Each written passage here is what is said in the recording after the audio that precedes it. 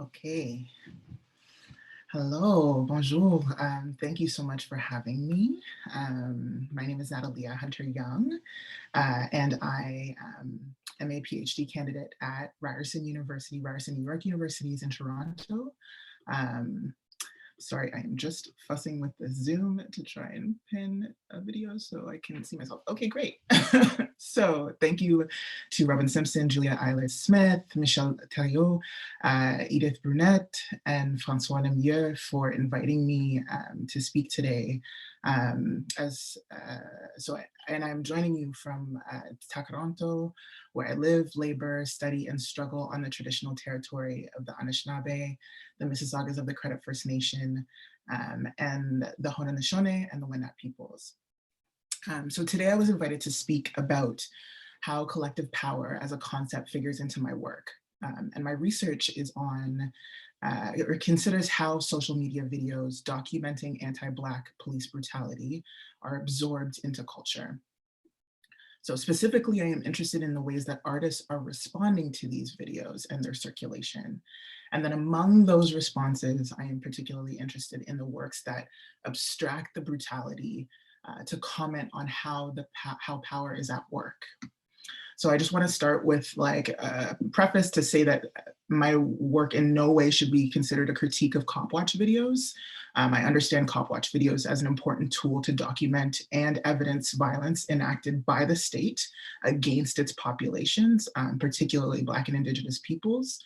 And what I mean by cop watch videos certainly is not synonymous with police body-worn cameras or dash camera footage or any other surveillance video. Those two things are not the same.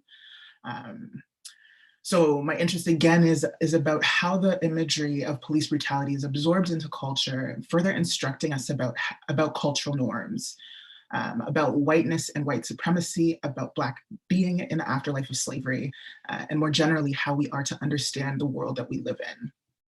So over the next 25 minutes or so, I will somewhat quickly talk through my questions and around collective power, the visual economy of anti-Black state violence, and what I am calling the brutal aesthetic of our social order, and things to consider in rethinking collective power in a white supremacist visual economy. Okay. Oh, also, all of this is in progress ideas, so just kind of consider that.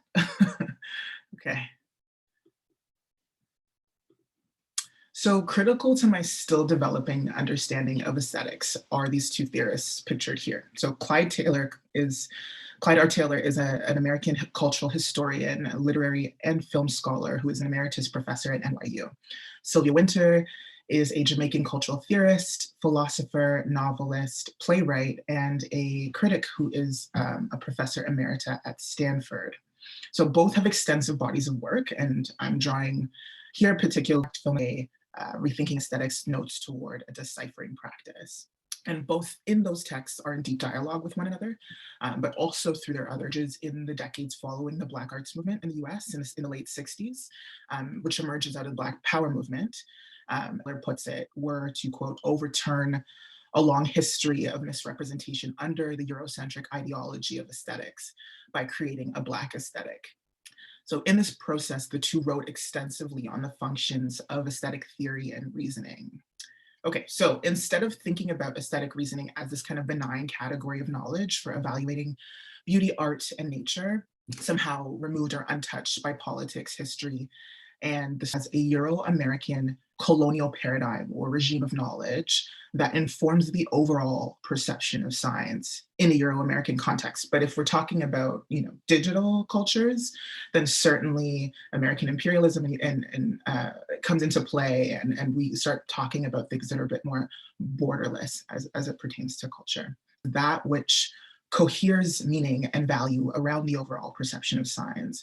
So aesthetics is about meaning making, or another way to think about it would be placing limits on meaning and then assigning positive and negative values to that. So Wynter's philosophical project, in Taylor's words, explains how the medieval order of knowledge was replaced by Renaissance man as man in general, and his reasoning process as reason in general. And Michelangelo's David, and, as I'm thinking that. So Renaissance humanism, we get European man as man in general, and then his reasoning process as reason in general. And so no longer is this paradigm a European paradigm, right? It's now an objective science of beauty, art, and nature. And where now a different form of understanding those concepts is considered subordinate to reason in general, right? There is reason, and then there's everything else, which is less than. Or, if we're thinking about cultural traditions where there is no word for art, right? Where art isn't this separate kind of category of things, of expressive things, then that way of thinking is also considered subordinate here to man's reason in general. The universal valuing subject, Taylor explains.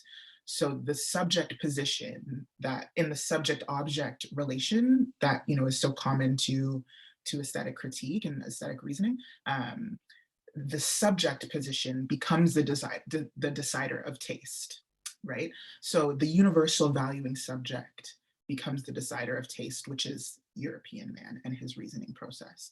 And so from then we get this beautiful, ugly, positive, negative, high art, low art, good, bad, true, false, real, fake, possible, impossible, and what Winter would position as life, death, or the human and sub-non-human.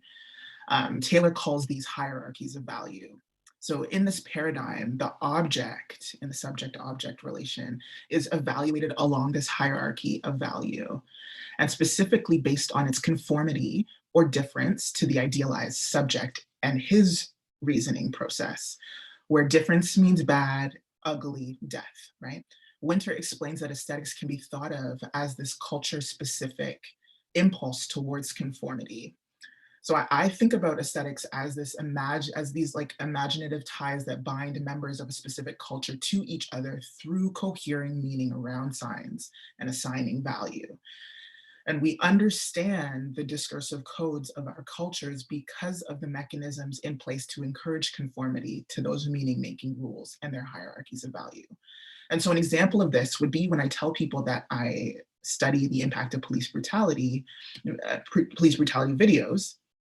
They ask me if I'm focusing on the US because that is the aesthetic understanding here, right? That police brutality is more so an American problem. And surely quantitatively, we are hearing more about more cases of police brutality in the US, but in that there's also a value judgment that Canada is somehow better, because we don't kill as many Black people by the police as they do in the States, right? I'm trying to question the value judgment here. So these discursive codes are constantly in crisis, right? Constantly being challenged, and the aesthetic attempts to unify meaning, to cohere meaning, to cohere understanding of the object along the hierarchy of value to make sense of it.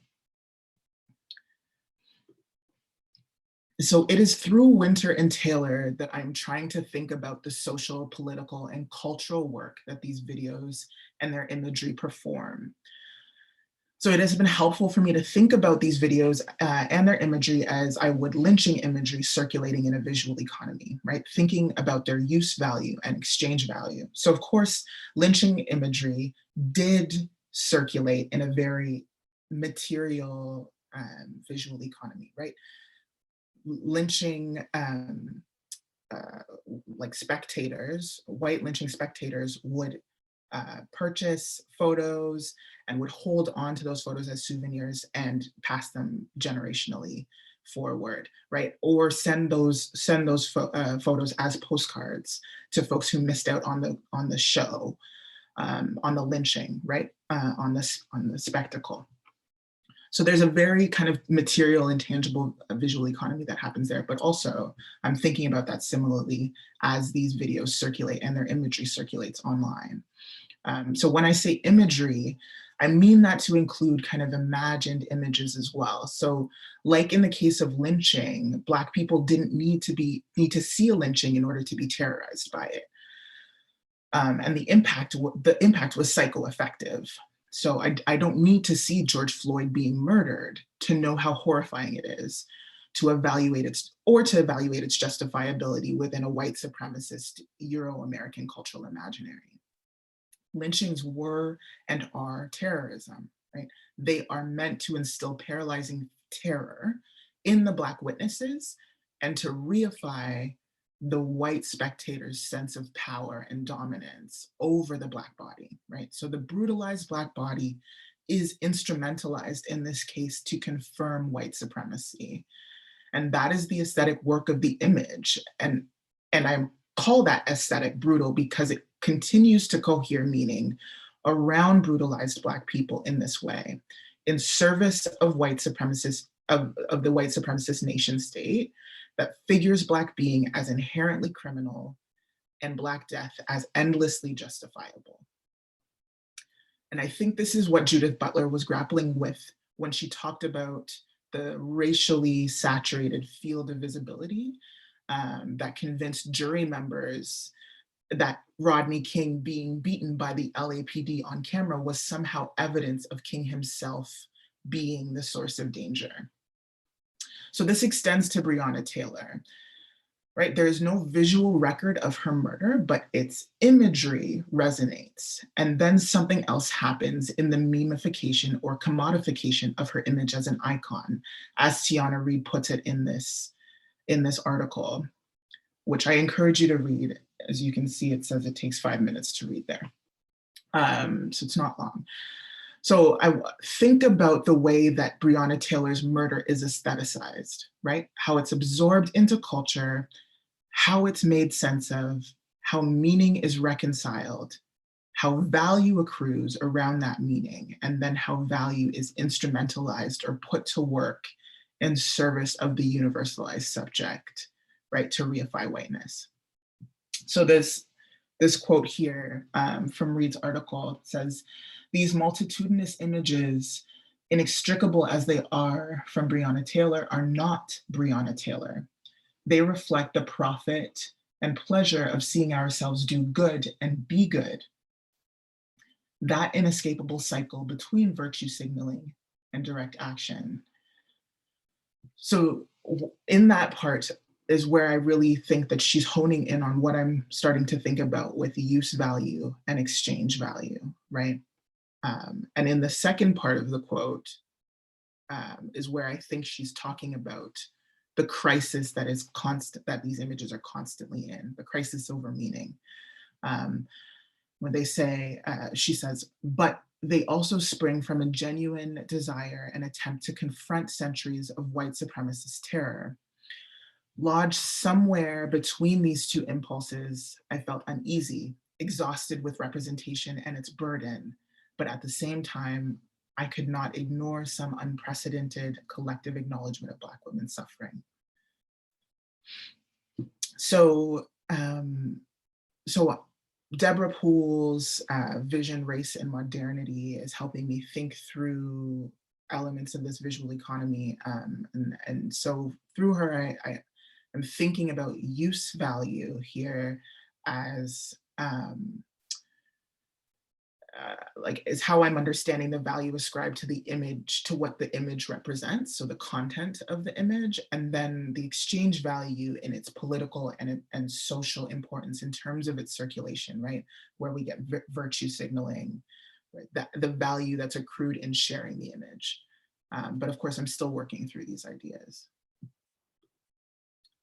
So this brings me to how I'm thinking about collective power then and how it figures into my work. And so if, as Foucault says, if power is everywhere all the time and is a relation of force and therefore must be enacted, right, actioned in order for it to be power.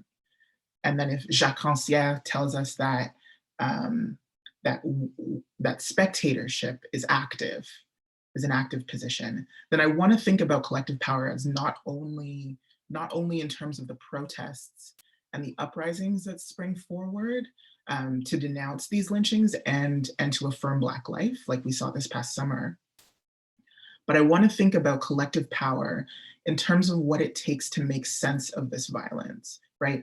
to rationalize it and to explain it, right? To aestheticize it as normal. And there I'm thinking with Nicholas Mirzoff, and the right to look, that the work that he has done around visuality and counter-visuality, right? That is what happens in that it's not as bad as the US rationale, right? That is an aestheticization and a normalizing of the ongoing anti-Black state violence right here on these lands known as Canada, so-called Canada, right? So there is power enacted in the impulse to understand these images as normal, or Black people as perpetually collateral damage, as Toronto's former police chiefs have said, right? Or state violence as business as usual, right? And think about the way that we rationalize away war, right? And the constant violence that happens not on the lands that we call home, right? That is an act of this brutal aesthetic. And there is an opportunity for collective power in refusing to reconcile these images and this brutality. So Christina Sharp makes this really clear in her short essay, Lose Your Kin, which I also would encourage you to read, where she's speaking after the last American election in 2016 about the symbolic gestures employed by white people to signify dissent without actually having to materially dissent. So Sharp uses the framework of kinship to discuss what I will call this aesthetic categorization, where white people figure themselves as kin and each other as kin, right? And Black people as property, which is, of course, a framework that emerges out of chattel slavery and into the present afterlife of chattel slavery. So in another quote, not pictured here in the article, Sharp writes, "Whiteness then is a political project. It is distinct from, but often acts in concert with, the political projects of making and sustaining nation, ethnicity, and ethnic nationalisms.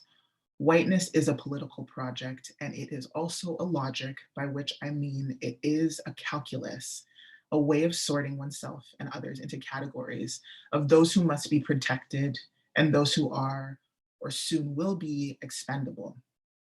End quote. So I'm thinking about how what she describes there is also aesthetic reasoning, right? So the safety pin. So okay, in this quote here, I'll read the beginning of this quote here. "White people are searching for ways to show solidarity to people of color, and some have landed on the performative symbol of wearing a safety pin. Symbols are important, and a safety pin is not enough. A safety pin is a temporary fix for a rend in the fabric. One must be willing to say this is abhorrent. One must be willing to be more than uncomfortable. One must be willing to be on the outside. One must refuse to repair a familial rift on the bodies cast out as not kin." So the safety pin is also such a great example because it performs the aesthetic work I'm talking about in both its like literal function and its figurative senses, which Sharp is drawing on. As Sharp explains, the safety pin is meant to temporarily fix a rend in fabric, but so too does the aesthetic swoop in to fix and cohere a crisis over meaning. So that is how taking a knee goes from a direct challenge to the nation state and its ongoing anti-Black brutality to a gesture to be performed by heads of state like Justin Trudeau and police chiefs like Mark Saunders as a supposed sign of solidarity against the very violence that they themselves are responsible for enacting. That is how the aesthetic swoops in and tries to cohere meaning away and over Black death. So what is required for collective power that is to refuse a brutal aesthetic? Well, as Sharp is saying here, one must refuse reconciliation to ongoing brutality.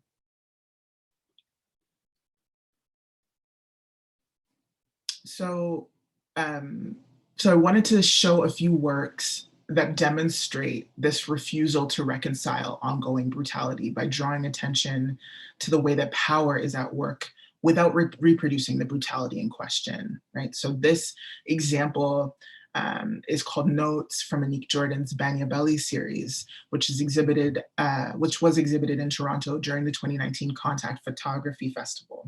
So Jordan explains that Banyabelly is a Trinidadian expression meaning to hold on to something.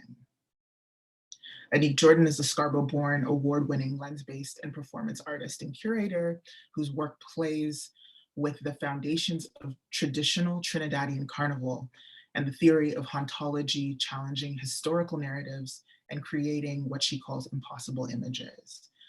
So reading from the exhibition Notes around Banyabelly. It is, quote, a series centering on the grief, anger, and mental health of loved ones who are mourning those they have lost due to violence, systemic or otherwise.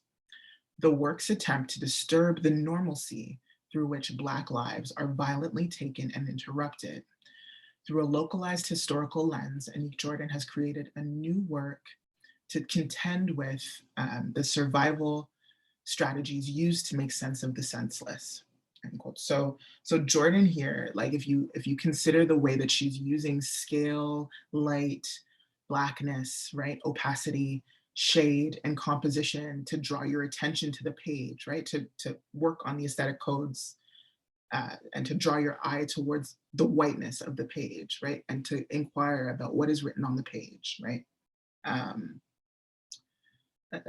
But on that page is violence, is anti-Black brutality that has been enacted against Black communities here in Toronto. But right, so her aesthetic strategies work with you to draw your attention there and away from her body, which the Euro-American aesthetic also conditions us to both see and not see. Oluseyi is a Nigerian-born Toronto-based artist whose work is a warm embrace of the magnitude and polyvocality of Blackness and of the ways in which it moves across space, place, time, shaping and shifting the world. This piece comes from his series, Now You See Me. And on Now You See Me, he writes that he combines photography, painting, city debris, and social media to explore how history, media, popular culture, and myths shape inward and outward perceptions of Black male identity. So while the inclusion of debris functions as a metaphor for the presumed inner city lives of Black men, Oluseyi reworks the materiality of these discarded items to give new purpose and significance, much like how Black men are using online platforms to reclaim control of their narrative, foster positive visibility, and dispel biased notions of who they are. So this is in contrast to an offline reality where many are still confronted with disproportionate policing and ironically feel unseen, socially disposable, and stereotyped. This tension between the online and offline world is driving the work in Now You See Me. And then Brett Story's 2016 documentary, The Prison in 12 Landscapes, is easily one of my favorite examples of to give, but I can't say too much about it without affecting the experience of watching it if you haven't done so yet. But The Prison in 12 does just what the title explains. You visit 12 landscapes across the US where the prison can be seen doing work and affecting lives, as the synopsis says, without ever actually seeing a prison itself, right? So what Story does here is draw our attention to how the brutality of the prison industrial complex becomes aestheticized, and particularly how that aestheticization renders the brutality that the prison industrial complex is constantly enacting, how it renders that brutality invisible. And Brett Story is a writer, independent nonfiction filmmaker, and an assistant professor of image arts at Ryerson University. So yeah, I just wanted to end by offering some reflection questions that help me take stock of the work that an image is doing. And again, this is thinking that I'm doing really in concert with Sylvia Winter's essay that I shared at the beginning, Rethinking Aesthetics, Notes Toward a Deciphering Practice, because in that what she's talking about in the second half really, and it just carries through, but is around critique and how critique can be operationalized to see what the aesthetic is doing.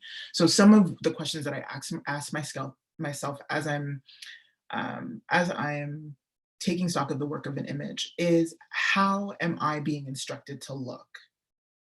Right? How am I being instructed, or sorry, what am I being instructed to see? What am I expected to know already? And then what is missing? And so these questions help me reflect on the meaning, how meaning is cohering in the image, and gets me closer to understanding the work that that an image is performing. Okay, merci.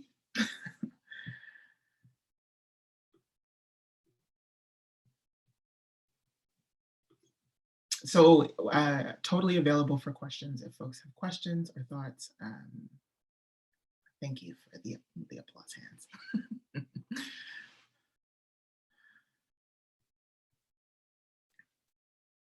Robin, I'm not sure how you wanted to moderate the question.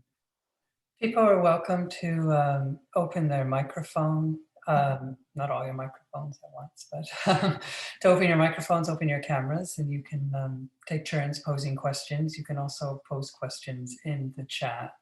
And again, if you are watching on YouTube, you're welcome to drop a question in the chat on YouTube, and I'll relay it into the Zoom. Great. Hi, Nataleah. It's Ashley calling. Hi. How's it going? I'm doing well. I'm so proud of you. I'm so great to see you. I don't think that this question has an answer, but I thought I would open it up with a nascent idea. As you remember, I saw your work at Harvard, which I thought was the best of all of the panels and inspiring to me. And I guess part of my question is if your research at some point looks at what we can do, because as a Black person, as a Black woman, as a poor Black woman in colonized space, as you mentioned, this aesthetic is working all the time. The effects of this aesthetic and these images and this economy is, you cannot avoid it. It seeps into your DNA. It seeps into your ethos. It's completely ubiquitous. And I know that a lot of times people are like, just don't look at it, or just ignore it, or like just micro dose your internet usage or whatever. And that doesn't get rid of, as you mentioned, the fact that it already exists in your imagination. Like, it's already there. The fact that it's so ever present and it's so impactful, I find that it creates such a burden to just exist knowing it and feeling it, and now you can see it in your dreams, et cetera, et cetera. So I'm wondering if there's a counter visual aesthetic, or if there's I know that there are lots of artistic movements like Black excellence and Black boy joy and all these public images of Black happiness or Blackness just being, or Black Lives Mattering. Do you know what I'm saying? But I kind of want something more radical. I don't want to just see like smiling, safe Black people sometimes. I want to see like, stop killing us. And that's what I want to be instructed to get from that image. Do you know what I'm saying? Like, kind of thing. So I'm just kind of wondering, where can your research pointing in this, as you mentioned, in short list? That's the. Thanks, Ashley. So yeah, I mean, I don't have the answer to that, and I think, but we're all trying to figure it out. But where I go for my figuring it out is Christina Sharp's In the Wake, right? That's like. But I mean, is more attracted to the artworks and to what how the art is saying attention on how the way that power is at play. Looking for also the information about how to get out of this, but I don't have it yet. But I think that like in the Black aesthetic, in a Black aesthetic practices, I'm thinking around the work that opacity does, and Edward Glissant's writing on opacity. And I recently read Kara Keeling's Queer Times, Black Futures, which also does this work of, for me, opening up the possibility, or not the possibility, but directing attention to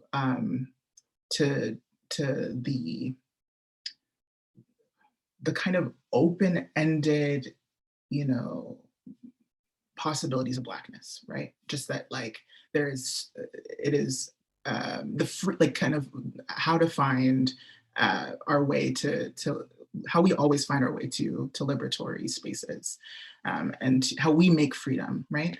And so I think that is kind of where my work is going. But as it relates to when I was asked for the presentation to think about collective power, I mean, that is where my mind came down, was just a question for us as Black folks, what to do about it. Because I think because this brutal aesthetic is working on us, right, to cohere meaning over us, and against us.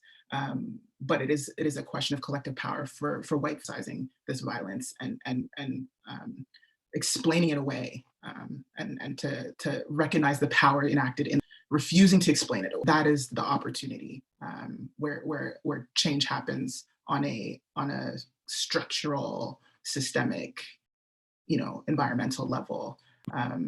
Yeah, I'm not answering your question fully, Ashley, but I am hopefully giving a sense of how I appreciate your work and your thoughts. Thank you so much. Thank you.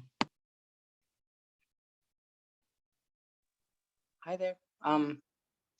Just put my video on. I have a question. Yeah. Thanks again for your presentation and all the references.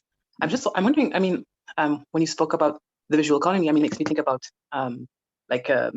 objects in that economy, like the platforms themselves. I'm thinking festivals and gallery space and all of that. And I think economy as literal marketplaces. And I'm wondering how, in a world where actual bodies are reduced to characters or stories or content, right? Like it's a commodification. I mean, how, and I know of your programming work. I mean, I'm wondering, how do you push back against that, the structure itself? Yeah. That's a great question. And I think there's lots of examples where artists and activists have enacted those forms of like direct refusal in gallery spaces. I'm thinking about, like, a number of the actions that have been carried out against the Whitney Museum, for instance, and their kind of repeated failings when it comes to this. Yeah, I mean, another really big example would be the painting of Emmett Till that, oh my gosh, of course I'm forgetting the artist's name now, but that kicked up a huge fuss a number of years ago, but it also generated really, really direct resistance to that, to the market that was being created again around his image. And yeah, but I think, like, exactly what you're talking about is where my kind of work is what I'm continuing to think about is the literal ways in which then the economy is invested in this aesthetic, right? Because it is the gallery space, it is the museum, but it also is these corporations that we these social media corporations that we forget are corporations. We start to think about Twitter, Facebook, YouTube as like, public space because they offer us this access that feels public, but these are corporations making a cent and a dollar on every one of these videos circulated, right? So that is all thinking that I am working my way through. Yeah, thank you. Dana, yes, Dana Schutz, thank you for the person who put that in the chat. Is the painter who did the painting of Emmett Till. And I find your questions your questions around how to figure out the work that an aesthetic is doing, I mean, might be useful as well in a social media space. I mean, that's something I completely, forgot about, but yeah, thanks for those as well. Yeah, thank you.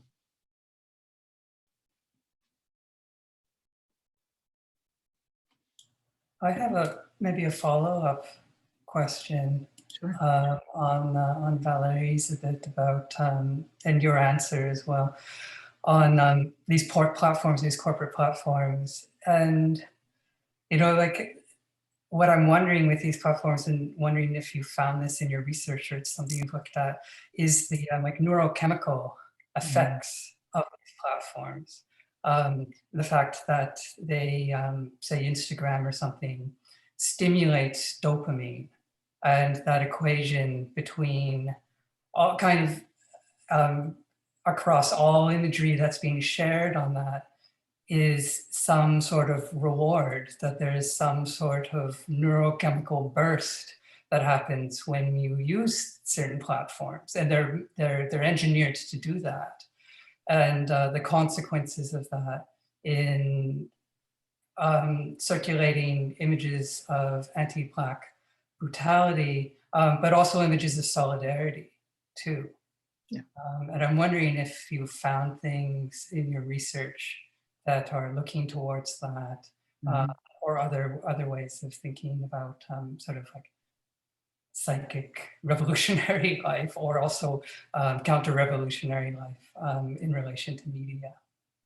Yeah, it's interesting that you bring that up, because actually there's like a really direct relation to how Sylvia Wynter explains that the aesthetic works on us at a, you know, a biosocial kind of level. And it is in that she's, and I'm like gonna butcher this because you really have to read it to see how complex it is, and then but I'll give it a shot. And basically what she's saying is that our body does respond to what we feel, you know, to the life, to the beauty side of that equation, right? We get a sense of pleasure from it.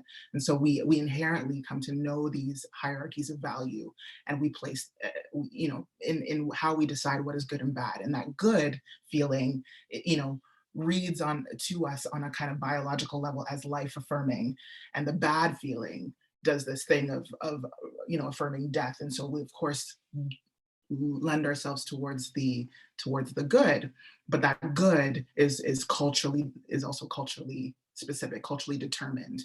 And so so when it comes to social media, yeah, it adds this kind of really interesting direct connection there, because of this, you know, and this, we have to start to think, you know, broadly about how we consider value then also, like, and how the value that we get from, or that people get from posting an image, feeling as though that is conferring, you know, that is, you know, an active participation, is conferring their dissent on, you know, around these issues. That is a value, that is value that we also get, right? But there's value also that has to come into play with, you know, when we're scrolling and then there's another video of a lynching. And so, and then, you know, and then there's a lot of scholarship around how Black brutality, anti-Black brutality, becomes this pornographic sort of pleasure source, and that again comes through colonization, through chattel slavery, through lynching, how those pleasure, how that value is kind of conferred and enacted on a kind of psychosocial level. Someone is asking about which Wynter piece, and it's an essay called Rethinking Aesthetics, Notes Toward a Deciphering Practice. And it's published in '92.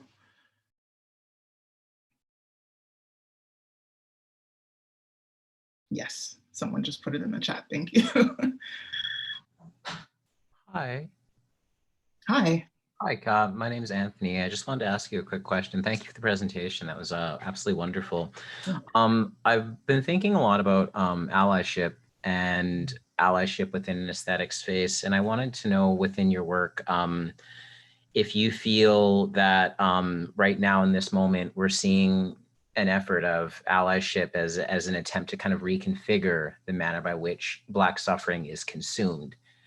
And in the, in like an art space or within that particular aesthetic, how do you resist that? Or even on Ashley Marshall's point on Black happiness, affective labor, the affective labor that a lot of Black people are expected to perform in, in the wake of what's taking place right now. How do you resist that within such a prominent, strong aesthetic that's kind of undergirding the system itself? And how do you operate in relation to that? Yeah. Again, this is like, it's a big question. So I do think on the question of allyship, I do think that, of course, there are examples of people beginning to, of non-Black people beginning to understand the aesthetic work at play. And that's, I think, what you see in some of the online push to not share these videos. Yes. That's how I read that. And I think, the Dana Schutz debacle was also a big opportunity for that conversation to take place in and among the art world. Yeah, I don't know if there's much more I can say on that. I mean, you're right. It's a lot. It's a ton of effective labor on Black people to constantly have to reposition what's happening in an image. Yeah, it's not okay, but it's okay. Yeah. I mean, there's a similar thinking. Recently, there, post the U.S. election, there was this meme being circulated of Rosa Parks and Kamala Harris, and something Rosa Parks sat so Kamala could stand, and it was this wait a minute, let's take a step back at how we are valuing the brutality that Rosa Parks faced, right, in order to justify Kamala Harris as a leader of a huge imperial state. Yes. Who will continue to enact violence and anti-Black violence through their position, right? Position now as vice president, right? So why are we explaining away the violence that happened to Rosa Parks, right? She was dragged off of that bus and arrested and put in prison. So this is the kind of thing that is not our work to have to do, right? But and it's how we understand history, right? It's it's the aestheticizing of history, perhaps, into this kind of very narrow linear space that anyway makes sense of all of these things and tells you that this happens and then this happens, when really we know that it's not that simple. And what they say about history being written by the victor. Okay. Thank you. Just one final question. Do you think on that final point of this narrow sort of scope or lens that we're talking about here, do you think that's intrinsically linked to the calculus that creates allyship at this point? Sorry, can you say that again? But do you think this narrow scope that we're kind of talking about when we look at issues of anti-Blackness that's understood through allyship, is that intrinsically linked to, I'm not explaining this very well, but is that narrow lens part of the construction of allyship at this point? Could allyship in itself operate without a narrow lens? And that's what I'm trying to unpack, is how does allyship measure itself in relation to our suffering? Because I feel it's still focused on measuring itself into bad ideas of whiteness, but it's very far removed from understanding the Black experience. Yeah, I do. So I think if I'm understanding your question correctly, Sorry. No. It's like, this is neither complicated, no apologies necessary. But I do think allyship suffers from this kind of narrow. Okay. Yeah, I think it's too narrow. I think what Sharp is saying in Lose Your Kin is that it's not enough. The symbolic kind of gestures aren't enough. You have to be willing to be on the outside, right? You have to refuse in all ways to reconciling that violence. Yep. And that will mean, like, you know, for some people, the literal kinship, you know, breaking, right? Like, Yeah. you know, we have all of these like examples coming out of the US post or like leading up to this election where, you know, the wife voted for the wife voted for Biden, but the husband voted for Trump, and they're still in a marriage. You know, it's like this kind of you can be different but still get along, and you can have different politics, you know, and still get along. But like, hold on a second here. Like, we're talking about Black life. Like, it's that simple. Like, the failure to reduce things down to that line and be like, wait a minute, we're talking about the life here. And so it's to be able to gloss over life is what I am calling this brutal aesthetic, that no matter what sort of brutality, no matter what sort of, you know, terrible, horrific violence is committed, there is always this just explaining, making it make sense. And there's nothing to be made sense of, you know. Okay. Can I add to that, actually, to both of your points, if I'm understanding Anthony's correctly? Okay. I guess my question is probably a little more answerable for you, Nataleah. I think that there might be two visual economies. I want to know your thoughts on that. Several, I think. Yeah. Do you know what I mean? I've been tarrying with the idea of allyship and it's the myth of allyship, because when Ahmaud Arbery was hunted down and then Breonna Taylor was killed in her sleep and then George Floyd was stepped on to death, all I saw were white people having this public education of, look, I'm now learning that you're dying today. And like, look at all the videos I found. Have you heard of Rodney King? And they're showing me lynchings and they're showing me racism and they're showing me the brutality that they are only now learning. They're only now seeing, and it's only now visual or on Vogue or pop culture. So I think that they have their own economy of how they interpret our brutality and the aesthetic of us dying. And I remember getting into like an online fight because a white woman posted this thing of just a white woman calling these construction workers the N-word and saying, get off her yard. And I was like, take this down. It's not adding anything to the discourse. And she's like, no, white people need to see this. I'm an ally, I'm helping. Like, she's yelling at me that she's helping me when I'm saying you're hurting Black people by circulating this. Yes. Take it down from, like, it's not even like there's a content warning or Black people, this will hurt you, don't look. White people, come get your education, like nothing, right? So I guess I'm asking, are there two different visual economies based on your racial context?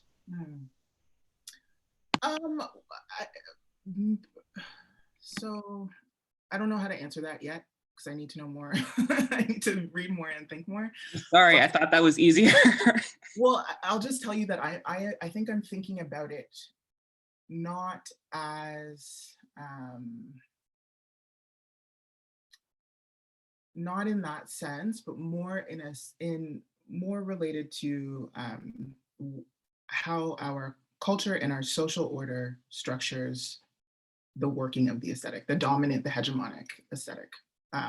So in what I'm speaking about is not how Black people use, not the visual economy that we are, you know, engaged in as Black people, but the visual economy that our culture and our social order fosters around images of brutality, of anti-Black brutality. So in that sense, it is yeah, it's hegemonic. I mean, it is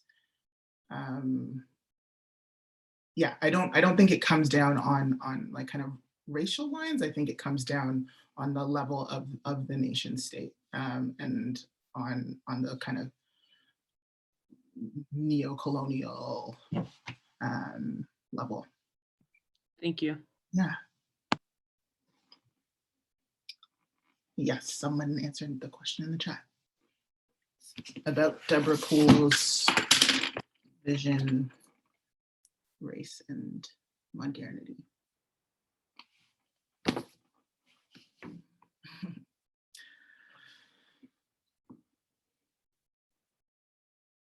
Not sure if there are any more questions. If I missed anything in the chat.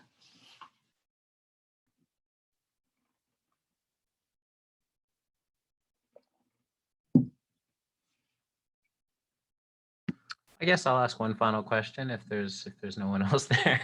Yeah, Going back to kind of Ash is Ashley or Ash Marshall? I'm not sure. I'm sorry. When we look at like things about Black happiness and affective labor, and I guess I'm going back to allyship here because I had an encounter with a neo-Nazi the other day, and there's this debate, and they said like they made a really interesting point to my mind was like, you know, our position is that people have lost a culture war.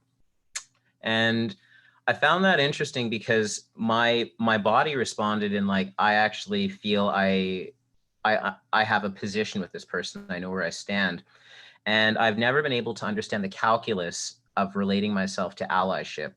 And I think it's because I feel allyship measures itself in relation to the neo-Nazi or the white supremacist. But there's almost no calculus or relation to our life, Black life. Mm-hmm. And so I'm wondering like, what is allyship?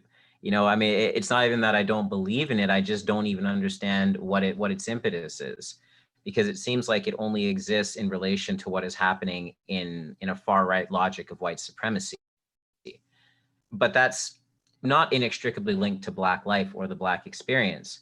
So I have to be very suspicious of the ally. Mm-hmm. And I wanted to know, you know, in aesthetic spaces, like, does anyone else feel that? Is that something you've encountered? And how do you exist with that knowledge of knowing where you stand with maybe like a violent person, but not knowing where you stand with someone that would claim your best interest at heart, but you're not even part of the equation. Yeah, you're outside the brackets of it, at least. Yeah, this is the condition of Black life, and particularly Black life in Canada, right? Yes, and Canada is a perfect example because we always operate in relation to the United States. Yes. Which is a way for racism to circulate and permeate a whole different series of discourses here. Yes. Arguably, Canada is more successful as a colonial power for that reason. Yes. I don't know what else to say. Yes. Yes. I think allyship is insufficient. I've heard folks, well, insufficient, but it also is, it's absolutely what you're saying. I think is a great way to make sense of it. You know, but I've also heard it talked about as like, you know, think about the etymology, you know, where that word comes from, and it's military like investments. Yes. And but of course, it's always to a point. Allyship is always to a point. And that's just the experience of being non-white in Canada. Also, is like this multicultural,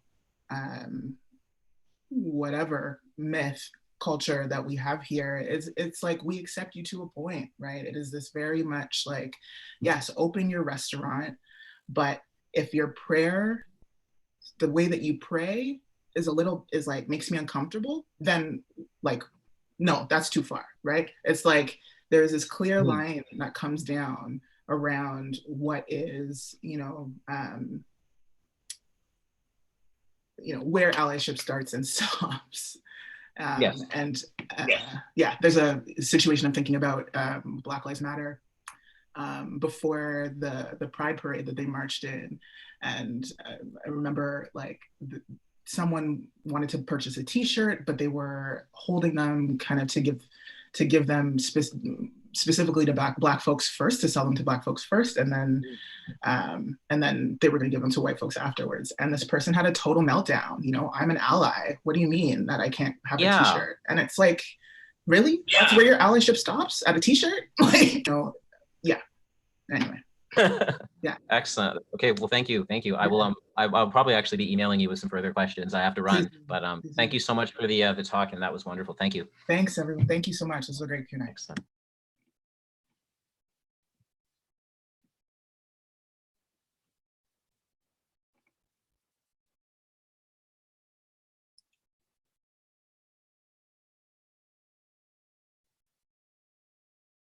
I wonder if, should we wrap it?